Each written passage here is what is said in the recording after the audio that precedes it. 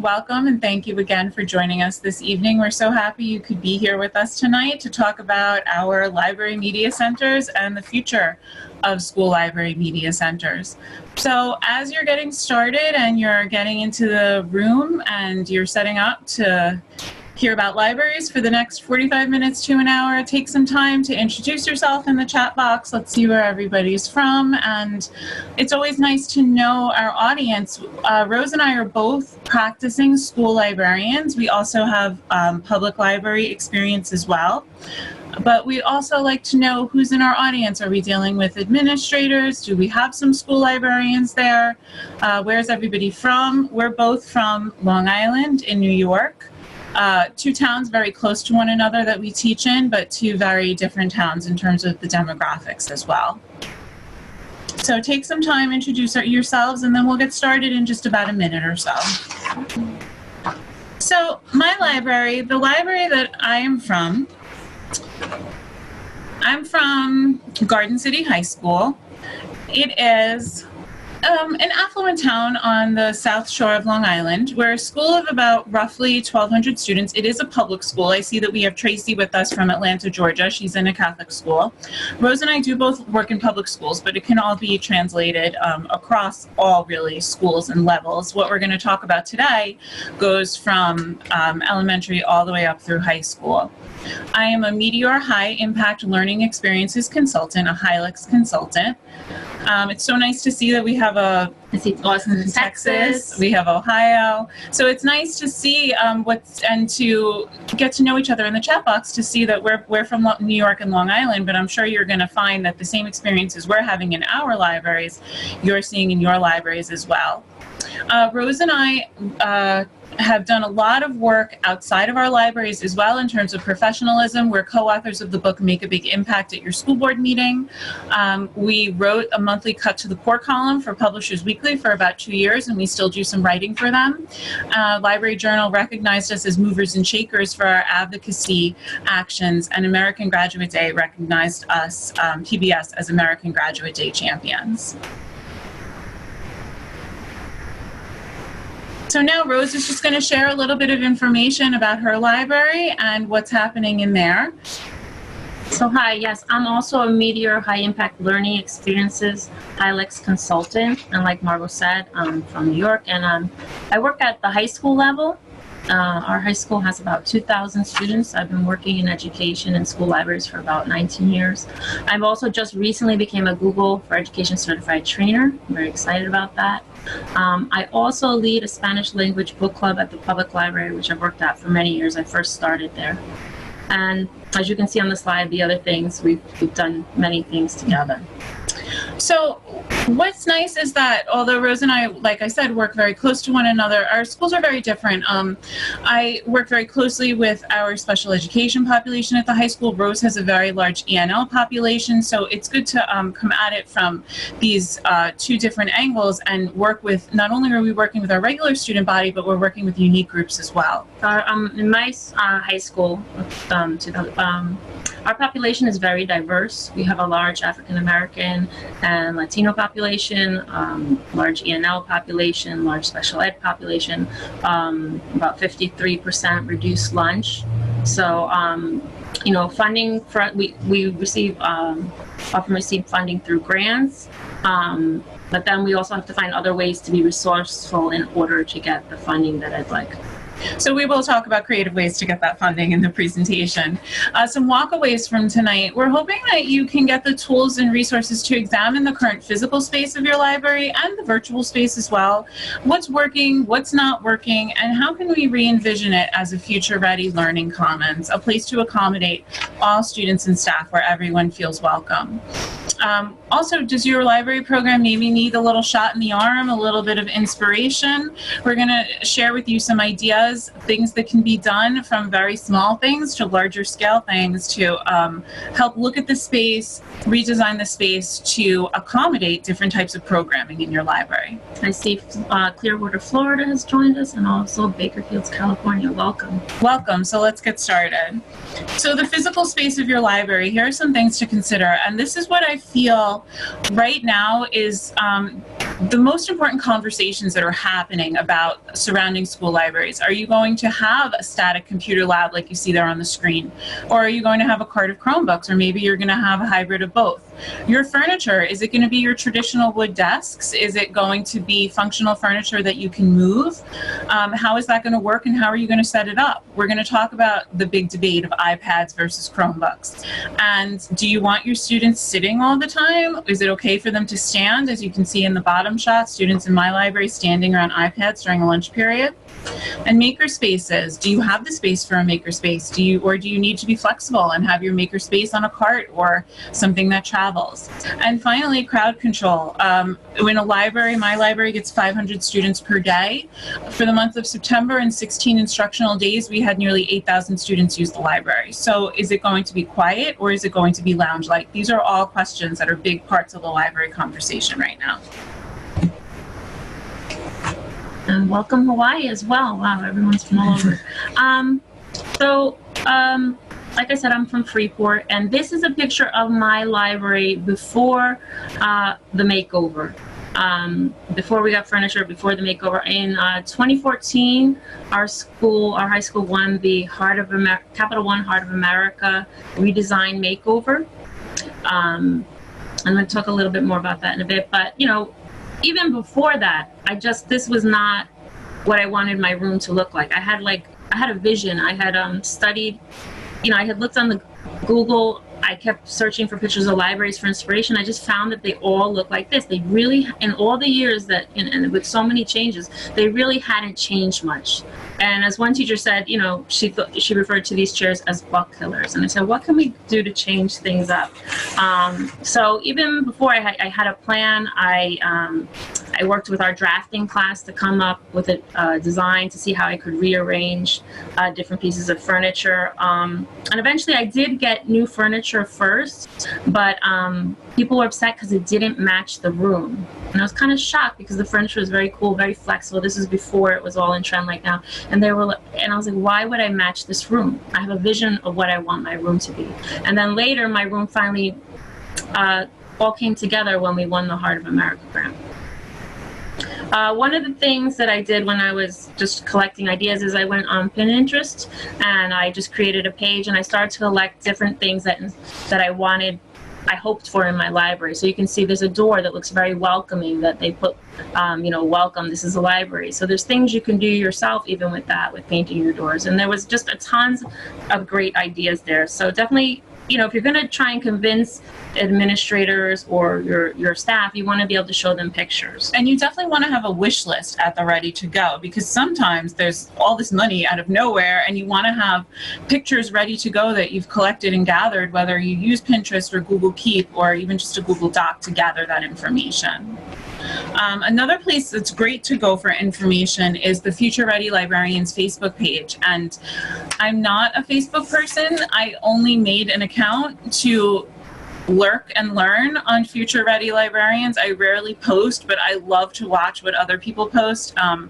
Oftentimes it's about library redesign and how can I, spruce up my library? How can I switch things around? What about this new furniture? What type should I get? People just sharing ideas, and it really is a professional development resource, and I'm so glad that I have that. So I would highly recommend, even if you don't have a Facebook account or if you're not that familiar with it, it's nothing just to make an account and just follow Future Ready Librarians for these wonderful ideas. And if you're an administrator, I believe they do have some administrators on, and we're always happy to see administrators so that maybe they can become a little bit more aware. If you don't have such a dynamic library or you're looking to invigorate it, you can really see what can be done in a modern library. This is another place that you can look at Heart of America. Even if you don't have the Heart of America grant or, the pictures on there, they have to work within a certain budget. They work with the school. The school has to contribute funding, and Heart of America contributes funding. And here you can see the before and after pictures, how just simply changing the paint with a variety of colors and with very simple changes in furniture, how you can really spruce up that room and make it look amazing. So definitely worth taking a look. So everyone's favorite topic, weeding. And Rose is going to talk about, this is a before of her library, Yes. and then I'll jump in with what we had to do in my library. This was huge. One of the first things in order to make room was to weed. In my library, you'll see pictures later, we decided to take down the stacks that I had in order to make room for a lab. This was before we got Chromebooks. So I spent a ton of time just figuring out, how many books approximately I could fit by shelf, and how many, if I knock down the stacks, how many books can I fit on the remaining shelves, and where are they going to be laid out so that it doesn't interfere with my teaching. So it's just a lot of time on the layout. But now with books, you can for research and reference, many more those things are used online. They're easier. But I do have to say, just some people get worried you're going to get rid of all the books. When you talk to students, like I speak to my students, I speak for myself, the students like print, and they like it for fiction. So your readers still want books. So I wouldn't get rid of all the books. But there's also other ways to access books. Margot's going to talk a little bit about that. So the same exact thing. I thought for sure that my students would want to be reading on their phones or their devices. No, they really want print that they can hold in their hands. But regarding the reference section and the nonfiction section, that for me was the first to go as well, because so much of that is now replaced with my databases, with my simultaneous access ebooks. We do have Overdrive, which is an ebook vendor, which is device agnostic, and it's great for again, nonfiction titles, and it's great also if a student really wants, really want this new book right away, ASAP, that's the quickest way to roll it out to them without having to cut a purchase order, have the books delivered. But when it comes to weeding, I would recommend that if you're going to make space and redesign your library, you're going to have to weed out parts of the collection. And people say, oh, you're throwing out books, or we don't want to get rid of these. I've worked with my art teachers to do lots of book art projects. There are ways I've donated some to faculty members, or I've gone through the reference collection, and all these English titles, they're going on a cart in the English office, and all the social studies titles, they're going to the social studies teachers. All of my English to Spanish dictionaries for world languages, the world language teachers were thrilled to have them. So it's not that you just have to put them in a garbage bag and discard them, but there comes a point when if you want to spruce up your library, you need to make it look more inviting, and books should not be crammed from top to bottom on all of the shelves. Now that we've reduced the amount of books we have, kids are asking us for more books that they've never asked us. They're finding the books that they couldn't find before. And frankly, if that book's been sitting there forever, I've had books that were covered in dust. They weren't healthy to be taking out anyway.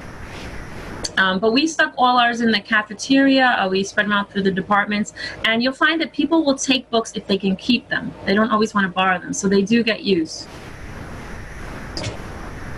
Here's a picture of what I was talking about. You can see the stacks, and then we replaced it with HP all-in-one computers because we were going for that Mac look. And we used the chairs that we already had, but we got new computer tables. And we also got an Aquos sharpboard, touchscreen sharpboard. Those have been really great. We don't have to worry about the bulbs that we used to use with the projector screens. So this is much better. Also, when I was creating my wish list, finding pictures that inspired me, things that I thought maybe I would ever get. When I was going through the airport, I saw how they have all these iPads in there. You can sit down and put orders in and bring up games and do different things. And I said, wouldn't that look just so amazing in the library? People used to use reference books, but now, you're just going in, you want to look up some quick information. It would be great as a reference bar. So that was something that actually ended up coming to fruition. Here it is. I put them on our shelving there, and so the students could just come up and stand and use it. And here you can see the rest of my library where I opted to go for tile floor. I was begged to get carpet, but I was really concerned that, in our case, our school uses it for day school. They use it we have evening school for students who are going to summer school, Saturday programs. And so sometimes there's food and events, things I can't control. And I really just wanted it to be clean and fresh. And I thought the best way for that to happen would be to go for tile. I had wanted to get sound tiles, but it didn't work out in the funding that I had. So if you have concerns with that, you may consider sound tiles to absorb the sound. But for me, I didn't want it to look like a classroom either, so I asked them to do a nice design with the tiles. I really pushed for that hard, and it just has such a nice feeling when you enter. And I will say that I alluded to the fact that my school library is very large. The fire code is actually for 500 students. There came a point before our auditorium was redone and our music wing was built that the band every year would practice in the library when the stage crew had a setup for the play. So we had people traipsing across my carpet all the time. We have all of the college fairs in there.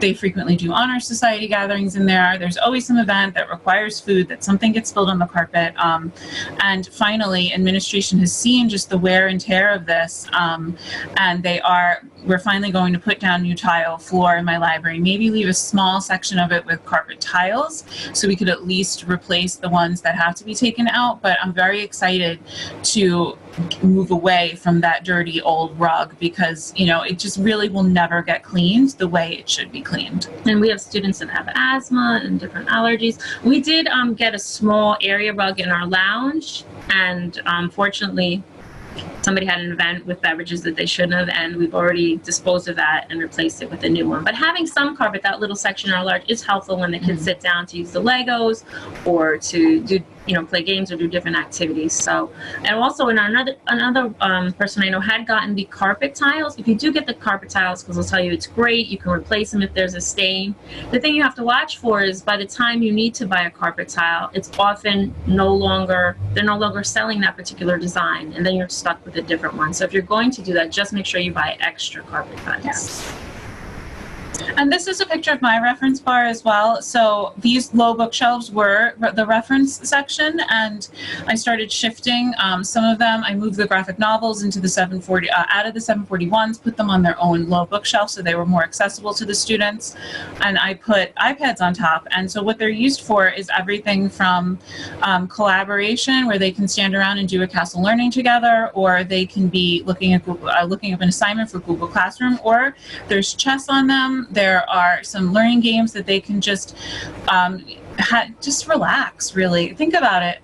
I'm going to have trouble sitting here for this 45 minutes to an hour webinar, and I think about our students, how they have to sit all day long, and sometimes coming to the library at lunch is the only place where they're allowed to stand and not told, oh, you have to sit down or you need to be in a seat. So I thought it was important to have them secured they're secured with Mac locks to the top of the reference bar so they can't be walked away with, but it's a place where they don't have to worry about sitting all the time, and they can get a little bit of energy out just standing, taking a break.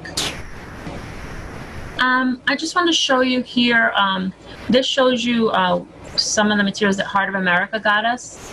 And you can see that Freeport, part of the Heart of America grant, your school has to fund things as well. So these were the items that Freeport funded, in addition to a portion of the the price of the tiles was split, and all the workers that helped put everything together and do stuff. So we had to contribute that as well. But if you look at it, part of the grant was having a college and career center area. So our financial literacy and resume books are all back there. You can see that we have a lounge area to the left, and next to that is mobile shelving. So if you look at the to the left, before the college and career room, all that furniture is on wheels and can be rearranged. Now, I don't pull out the shelving, the bag of free shelving often, but we can. So we had Kerry Kennedy come to our school and speak, and we were able to roll everything out and fit more chairs in, more like an auditorium style seating, and have a special event. So that gives you much more flexibility if you have it on wheels. On the other side, you can see I have a fixed lab still. At that time, our wireless wasn't that great, and we wanted to make sure that we had a connection that the kids could log on right away and get started. Now, we recently got one-on-one Chromebooks last year, and I thought, oh, are we still gonna need this lab? So I asked the kids, why are you on the computers in the lab? And they said they sometimes prefer it. Like, depending on the work they have to do, they want to work with the big screen on the desktop. So they are still using it. And then we still have additional computers at the entrance for just the walk-ins. I may be teaching a class at the computers, and the other librarian may teach a class on the other side, and I still need computers that they can walk in and just use. And now we have the Chromebooks, so I'm watching how things change. One of the things with libraries, things are always changing. You always have to update. This was done in 2014, and since then, if you look on the left where it says Zen Zone, I don't have a lot of space. Margot's library is much bigger. Many libraries can have a dedicated space. In that back room, I have a section called the Zen Zone with a Himalayan lamp and yoga mats that I purchased. So if a student wants to reserve it and meditate back there and do some breathing, which our school has gotten into promoting this year, they have that option. But it's also where I do video conferencing. So if I'm doing video conferencing in there, then that's what we're doing, and the students have to go to the other side. So we recently put in state-of-the-art video conferencing equipment. I have a green screen now that I'm going to have that I can roll up and down. So when I have to quickly change up activities in that room, I can.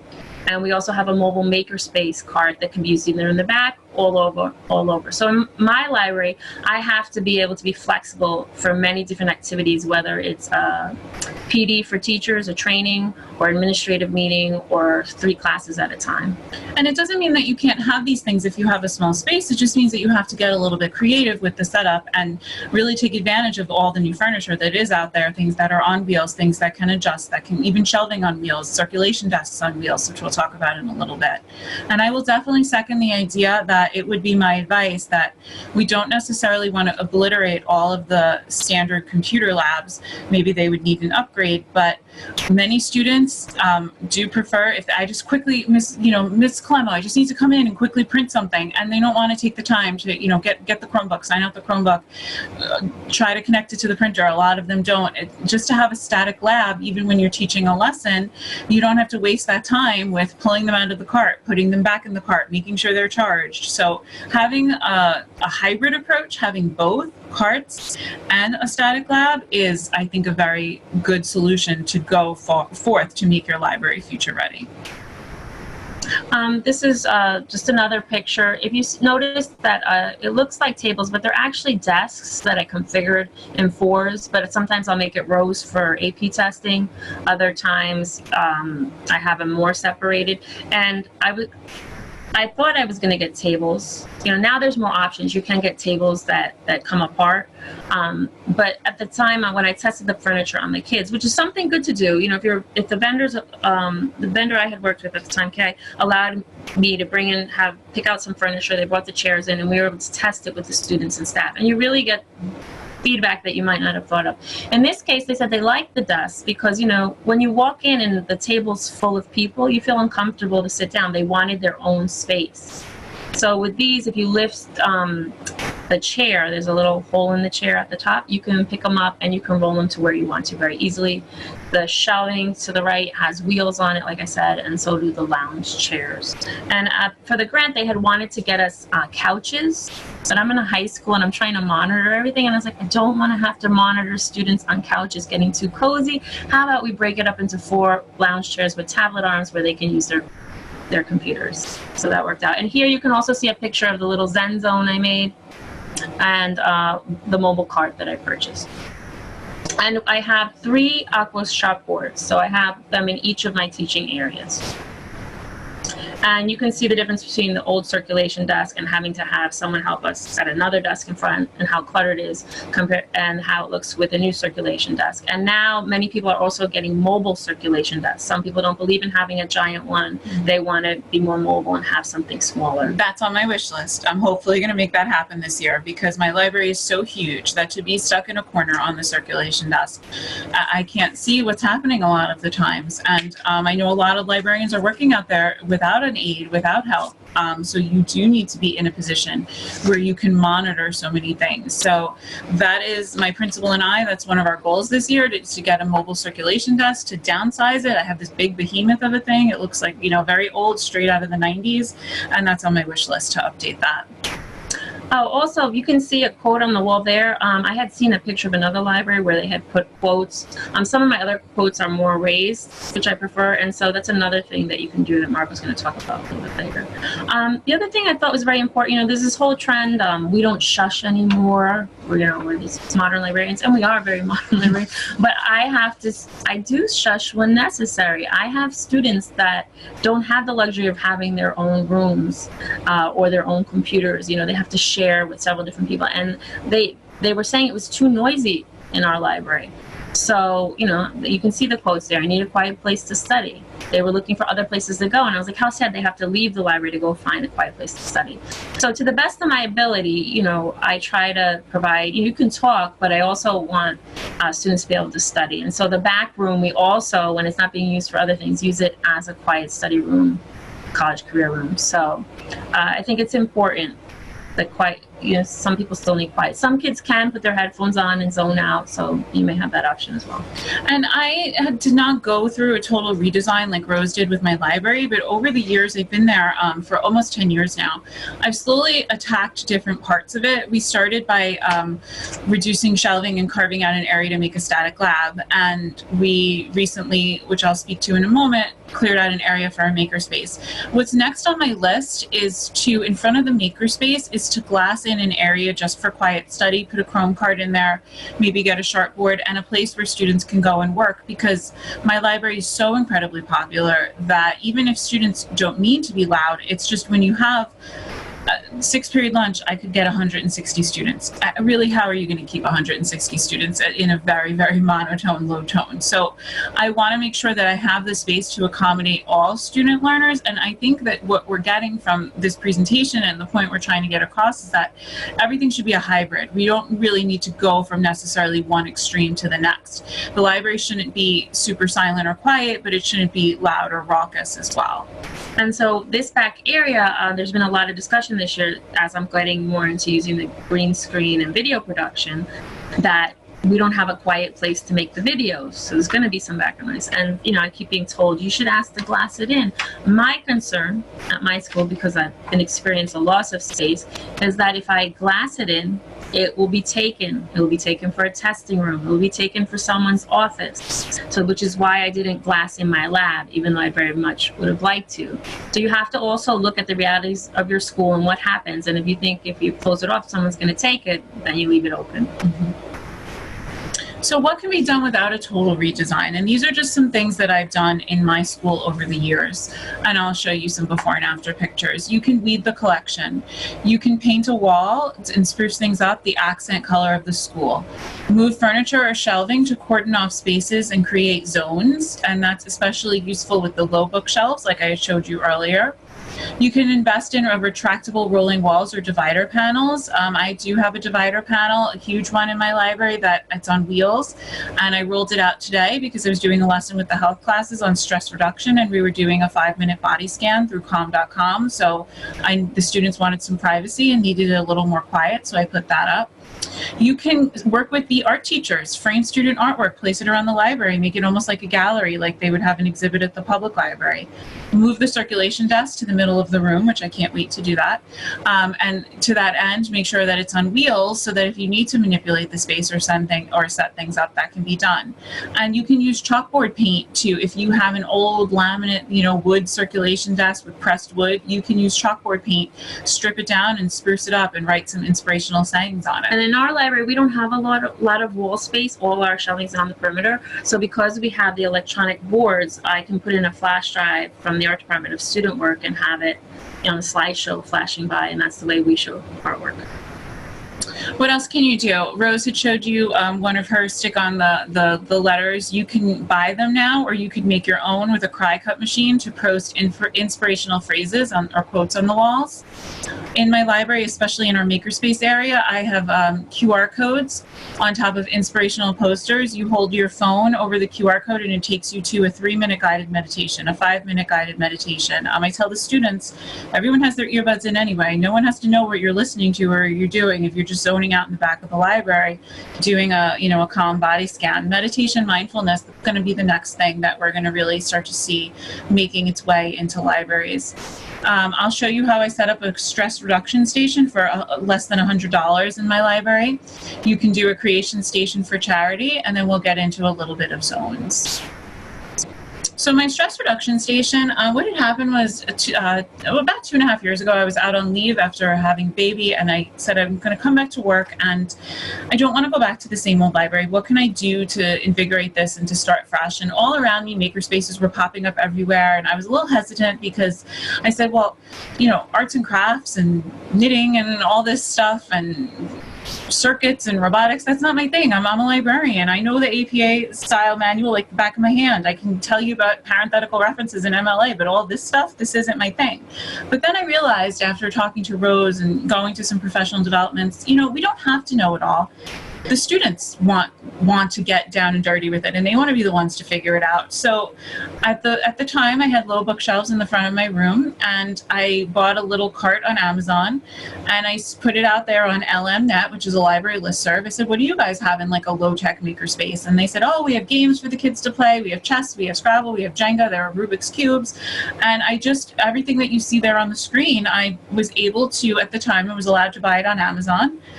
It came in very inexpensive, and I just kind of put it out there for the students, hyped it up, went into the classrooms, talked about it, and said, we now have all this cool stuff in the library, come and help yourself. And it took off as the stress reduction station in the library, and it fit into our campaign of mindfulness. My principal is very big on compassion is contagious, and it was the winner of the NYLA Youth Services Pied Piper Award for exemplary library programming in 2017. So after that was successful, my principal, the PTA, said, okay, this is good. Let's keep the momentum going. What can we do for an actual makerspace? And that's when I had to, again, attack and clear some space. And so the first thing that I did was I decided to paint a wall. So in this back area, and you can see it here with the chairs that were stored back there, because all the school board meetings happen in the library, and there were some old Mac computers back there that really weren't getting used, and I donated them to the art teachers. And my custodian had this great idea. He said, why don't we paint that wall? He said, I have some leftover maroon. Our school colors are maroon and gray, and it totally popped out and just looked awesome. So we cleared out the chairs. We were able to put them in storage and get hanging stackable chairs, and we painted the wall. And then what we were able to see here is the space for a makerspace. So now this is what it looks like without students. It frequently doesn't look that calm, but I got this create sign, founded through one of the library vendors. And those are chess tables that you see there, gaming tables that could be used for chess, checkers, backgammon. I have a green screen that's set up along the wall as well. And the existing furniture was actually there from the IT department for the Macs. And what's great about them is that they have little holes in them where I can just thread wires through. So if I have there's a 3D printer on the back table, I have the wires that can just thread through there so they're not just hanging out. We were using 3D pens today as part of the stress reduction lesson, and I could just thread them through and leave them there and not have to set it up, take it back down. So this is the view from the outside of the makerspace looking in. Another thing that you could do is you could spruce up the circulation desk. So Tiffany Whitehead, she goes by the Mighty Little Librarian. If you wanted to follow her blog or follow her on Twitter, she's awesome. She did this to her circulation desk, and I am just dying to do this to mine, but I'm waiting until we hopefully get the new one on wheels so I can make this happen. I've also seen ones where people get large magnets with words and do that as well. Or some pretty cool things with vinyl or cry cut. So there's a lot that you can do, especially if this is where the students are going to be, my students have to sign in at the circulation desk. That may change if I move it to the middle of the room, but if this is where they're coming every day to sign in, to check out a Chromebook, to see what textbooks you have, why not make it look and feel inviting and look warm and make it something they want to be? And to that end, the wall quotes. So around my library, I have quotes of all different types of sayings. You can buy them now through many different vendors. At the time, you could either, when I thought about doing it, my only options were to buy them on Etsy or make them yourself the way that Tiffany did, which she's my hero for doing that. She uses the cry cut machine. But these quotes, just even if you can't paint your wall, how much better would it look just with these quotes? And now they're available through so many different library vendors. That's just such a great option, and it's so inexpensive. It's such an easy thing that can be done, and it will make your library feel more welcoming and inviting and homey. And in my library, I have some words that are uplifted, but I also, if you look at the Heart of America page, you'll see that all their libraries have like little quote bubbles up, and you can choose which ones you want to put up. And even that pop of color with the quote it really helps the look. So this is an example of one of my creation stations for charity, and it's extremely low tech. It's set up obviously right now for the holidays in this photo, but I aim to do it every month. Sometimes it's every other month, and the students vote on what charity they would like the proceeds of our creation to go towards. So allow me to explain. For example, right now we're doing the creation station for charity is set up. Vineyard Vines is running hashtag Whales for a Cause, and all you have to do is go to their website and download the templates. Students color in a whale, post a picture. They don't even post their face, or the librarian can post it on social media holding up the decorated whale. And for every whale that gets posted with that hashtag, one book is donated to First Book through Simon & Schuster. So the creation station for charity is more of how can we create things to send out to people to help them. So for November, we always do something with a local battalion troop to help the veterans. I have students write poetry for the veterans, or they go and they create cards and just nice, uplifting, inspirational sayings. Around the holidays, we do our union adopts a family, and so we participate in that, sending letters of support. And then we also do something with a local soup kitchen where we send letters along with the teddy bear drive, and we work with the Key Club on that. So it really becomes kind of a whole school interdisciplinary project that happens. And many kids sometimes, they need a break from studying. They're just sitting there anyway, and they like contributing to something larger than the school themselves or a global initiative. On Friday, it's a World Teacher Day, so we're going to have out materials like this, and students who wanted to thank a teacher that had an impact on them, and we were going to put them in the teachers' mailboxes and surprise them. That's so cool. Another thing that you could do is you could look into the Students Rebuild Challenge. That's run by the Bezos Foundation, and they offer a different challenge every year. You make a team. So my team is like our school library team, and classes come in, and you don't just do something related to the challenge, meaning make a craft, because for whatever crafts you send in, money is donated to a specific charitable organization. But what's great about Students Rebuild is it has tons of lesson plans that accompany it. So, I mean, if you do project-based learning, you could do a whole semester around the Students Rebuild Challenge. Or if you just want a 40-minute lesson, a teacher wants to come in on a Friday, you could do something like that as well. So these are nice low-tech options if you don't have a huge amount of money to spend, but want to start to invigorate your library program and, kind of give it a shot. And you'll see, the kids are on computers all day, that sometimes they really just like doing something with their hands that's more creative. So again, I moved a lot of my low reference shelves weeded. You can see some of the graphic novels on this side, the remainder of them are on the other side. I moved all the stress reduction items to the back, and this is cordoning off the Makerspace right now.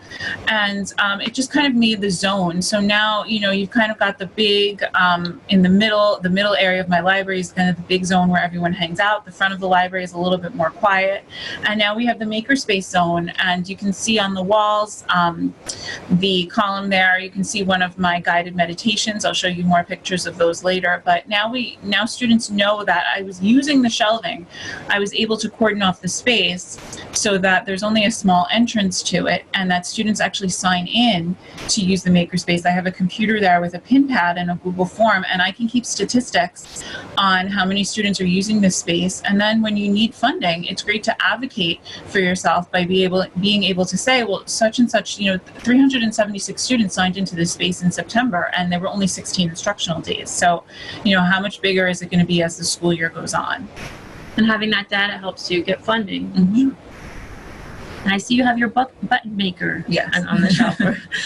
One of the other things many librarians are getting for their makerspace is button makers. It used to be popular years ago, kind of left, and now it's come back. So I know Margot has various clubs using it, and we've started to do that this year for district some of our district initiatives and events, and the kids really enjoy making them. Once you teach them, they teach others, and then it kind of runs itself. Yeah, I took that thing out of the box. I was like, no, I can't figure this out. All these things for the Makerspace, I was not comfortable either. I mean, I have little robots, Spheros, and the kids are rolling them. But I have a group of library helpers. The regulars just ask, hey, do you want to help? You can get community service hours, or some of them just like to help on the desk. And I have them figure it out and teach other students, because sometimes I'm busy teaching and I can't do that. This is just some examples of the AP student artwork in my school library in the lab, and it was just nice to work with the AP teacher. It was so easy to get it done. I just went to Michael's, had it framed, and he told me what to buy, and then we placed it all around my library. And I have some more tile artwork. We're really just looking to spruce up the space and change things out whenever we can. So I just mentioned briefly about zones and how I moved some furniture to make zones. You're probably hearing a lot about this right now, zones in different school libraries. So some of the more popular ones are the Makerspace and the 3D printing zone, the storytelling area or the presentation zone, the mindfulness, as I like to call it, Rose calls it the Zen zone, the Genius Bar or the tech zone, the productions and the studio zone. So that could be music and video.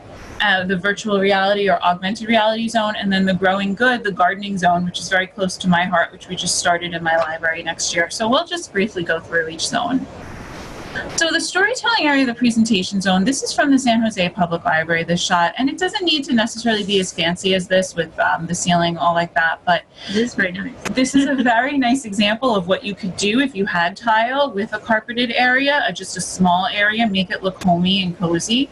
This is going to appeal to elementary through high school, because on the elementary level, well, obviously you would use it for story times, but on the high school level, I constantly have authors coming in, and to have a dedicated space like this where students can interact one-on-one with an author and even do a writing workshop, this is just such a great area. So think, how can you use the current shelving in your library, or what could you invest in that could make a zone like this that is going to accommodate story times, battle of the books. Rose used to have a huge poetry reading that would happen in her library. And one of the things, like you saw the entrance to the college and career, I'm like, okay, what else can I do? On the other side where I have all the desks, I was just going to put up a rod and curtains and make it like a little stage area for when we do poetry readings or a special event. And it also closes off the space to my back room in a non-permanent way, so that kids doing who need privacy back there for the Zen zone or for video production happen.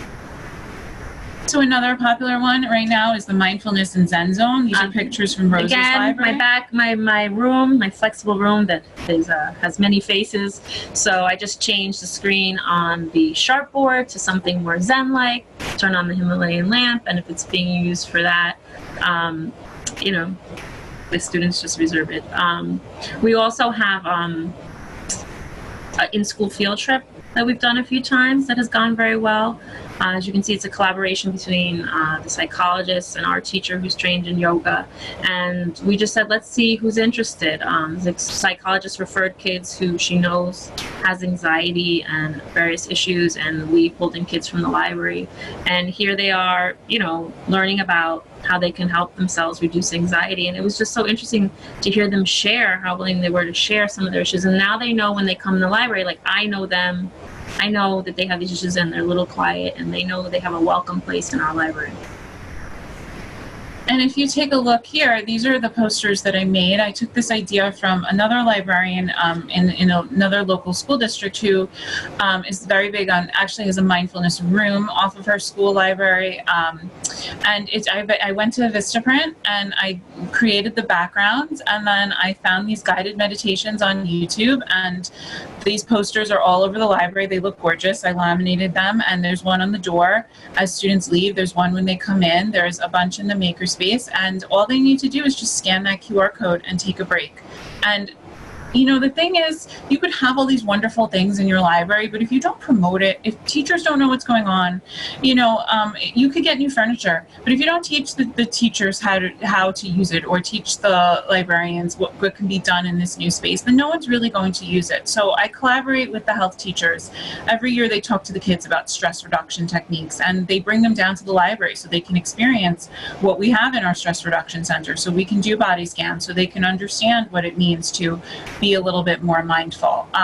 Promoting this with the teachers, all of these things that we have in our library, pushing into classrooms, making sure that people understand that the library isn't just there as, you know, a museum to look but don't touch, but to get in there and you're welcome in here. And now there's such the comment you always hear as a librarian, oh, why do we need librarians, you know, or a library, you know, we have the intranet.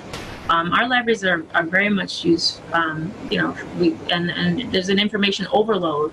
So we're helping connect teachers and students and administrators with the right information or program. And one of the things, you know, data collection is so important when you need to speak to your administrators. With these QR codes that Margot made, you know, if you have an account that you pay for, you can actually see how many times people scan it. Mm-hmm. Yes, another way of collecting data. Genius Bar or Tech Zone, this is a lot of libraries are working with their IT departments. I know that when we went through, we're not a one-to-one school, and we're also not BYOD. We're kind of somewhere in the middle, but almost every classroom has a Chrome card. Not every single one, but almost every one.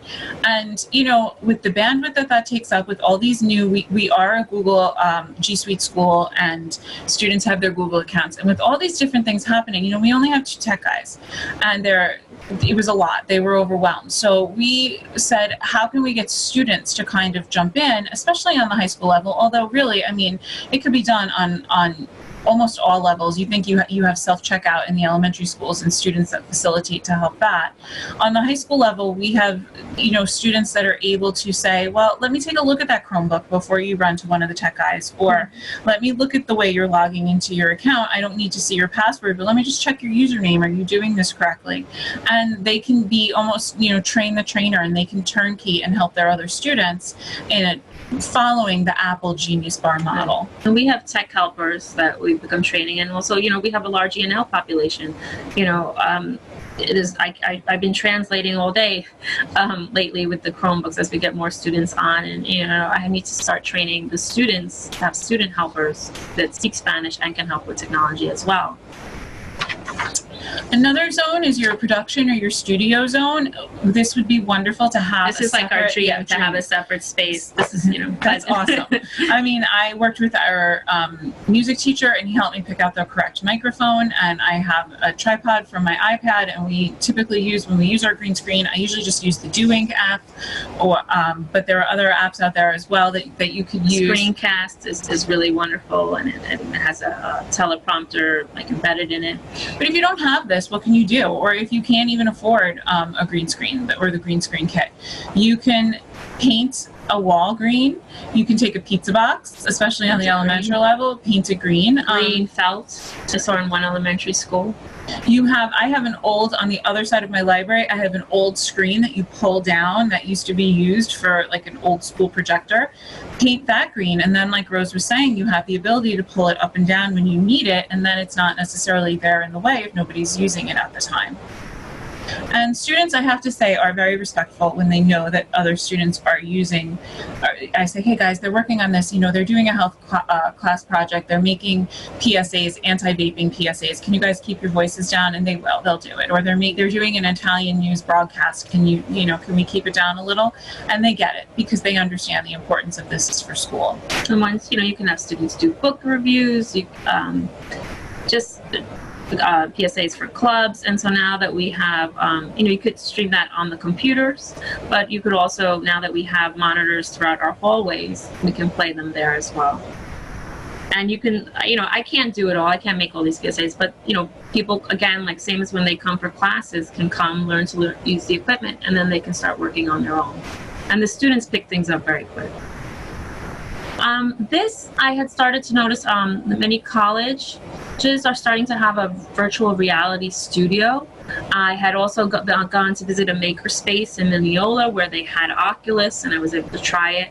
And because of the headset that you have on and the hand controls and the movement, you do need space where you can use Oculus or a virtual reality program like that safely. So I have seen where it's glassed in like this, or you might just need to outline an area with shelving or furniture, or even what's the strips that you put in like banks, like the stanchions. The stanchions, just to create a designated area. But this is definitely growing and coming our way, and it's going to be used more for education in more ways.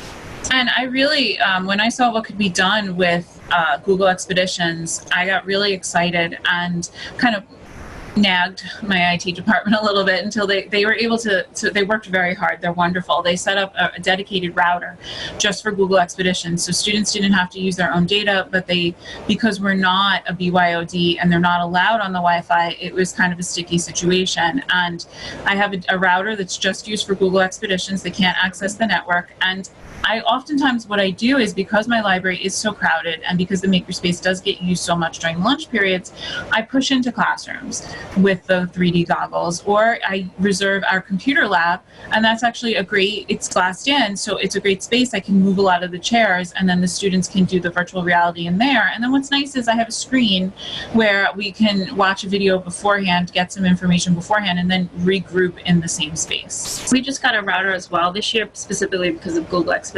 But if you just have the glasses, and the students want to use their own phone, you can show them how to do it. You can find a YouTube video, a VR YouTube video, and let them explore it. And there's so many curriculum connections.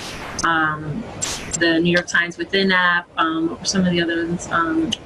I noticed CNN even has VR videos now. So you can find one that relates to social studies or science, and they can watch it. Also, we just bought iPods that can go on our network, so that the students who don't have their own phone or don't want to use their own data can use those devices. So this is something new that we did in my library this year, and again, I know nothing about gardening, but my students do. And one of my students said, I would love it if, we have a courtyard that it doesn't get used for various reasons, and she said, I'd love to have a garden here. And I said, well, I don't know if I have the time to dedicate to that, or if you do as well. You're very busy, but she said, well, what about a seed garden? And then we do have another garden at the high school that's run by our life skills students. They call it their giving garden, and all of the proceeds they're giving back to different areas of the community. And so I said, well, we could grow the seeds, and then they could plant the seeds once they sprout in the giving garden. And it took really nothing, a little shelf in the Makerspace that gets a lot of sun. And this was another thing where I said, okay guys, I'll buy the supplies, and then you need to run with this, because I learned from them. I had no idea about any of this stuff. And these are just from my Twitter feed, and you can see the evolution from seed to plant, and it was very exciting for them to watch. And we're doing sunflowers right now, because apparently they can be grown in the fall, I don't know, and they got really excited because things sprouted up. So it's just another thing to get students excited, help with anxiety, take their mind off the constant ruminations and the stress, and the library should be the place where they can go for that outlet. And it's shared with everyone. When you invest in the library, everyone benefits from it, all departments. So, so if you're getting started with thinking about your library design, here's a list of some of the things we talked about, and some additional things, looking at those pages, collecting ideas, putting it on a Google Doc or Google Keep, or printing them out and creating your vision board.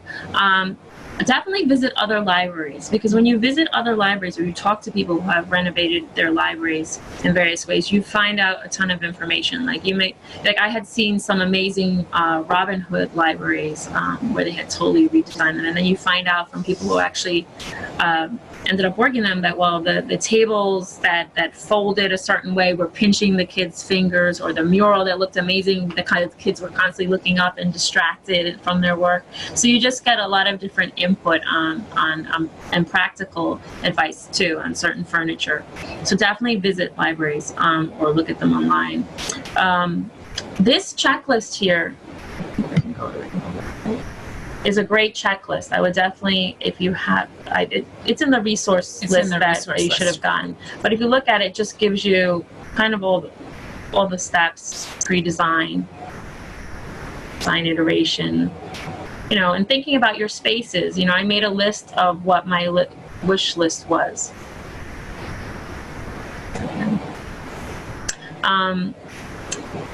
creating your vision board, considering the zones that you want. You know, each live, you know, just because you saw some of these zones doesn't mean you have to have all these zones. You really, one of the things me and Margot have been doing, especially now that we're on G Suite, but there's other ways to do it, is surveying our students and staff. Or just talking to them directly, inviting them in and interviewing them. You will find out a ton of information. You know, in Margot's case, you know, she realized they don't have time to take art because they're taking such a busy schedule. In my case, we have a P-Tech program, and they're very interested in the robots and technology. And so I started with that. You know, you have to really find out what your school district's goals are and your principles. And align yourself to those. So we mentioned the feedback. Yeah, and please don't just open a catalog and start blindly ordering things without polling your students and your staff. It's so expensive, and it's so easy to do with a Google form, you know, rather than just randomly starting to spend money based on what you think the students want. I would have no idea that when the students told me that they wanted more opportunities for music and art because their schedules are so packed with AP classes that they just don't have the time. Some of them don't even have lunch periods if they want to come in and use these things after school. And one of the reasons that, you know, there were various reasons why we got the grant, but one of the reasons was when they came and they interviewed us, I had the drafting students help me with design and plans up front. I could show them pictures that inspired me, that got other people excited about what we could do in our library. And then we also had a unified team of teachers, so librarians and administrators, all going for the same goal, to have a really amazing library.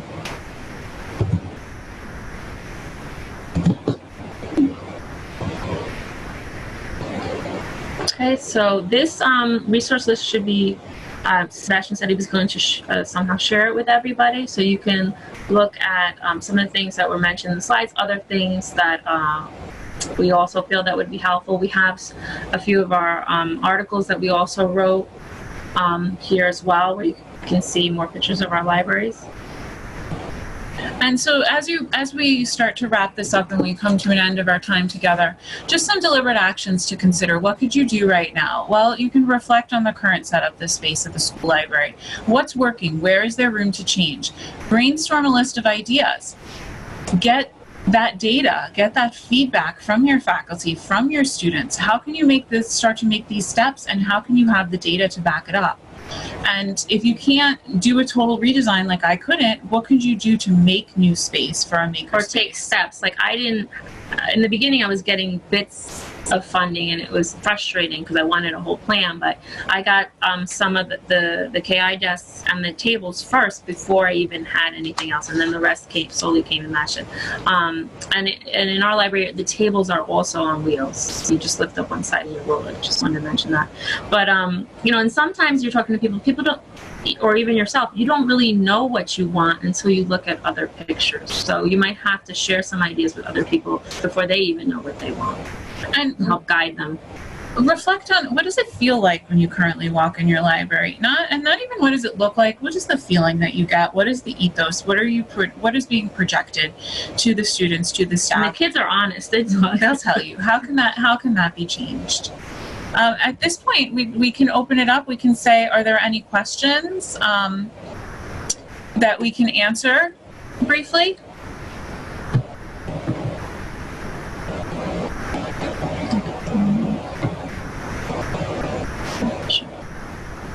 So we're just gonna say thank you. So I don't see any open questions. So we're just gonna put an email address up if you do have any questions. We wanted to thank you so much for participating.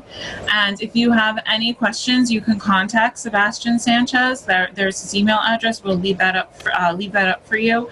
We really appreciate you taking the time to speak with us tonight, and to come out and to listen to us. And if you have any questions, you can follow up. C2 right here in the chat. Oh, thank you guys so much. And we're just seeing some thank yous in the chat box. You guys are great. I really appreciate you sticking with us for the full hour. Thank you. Yes.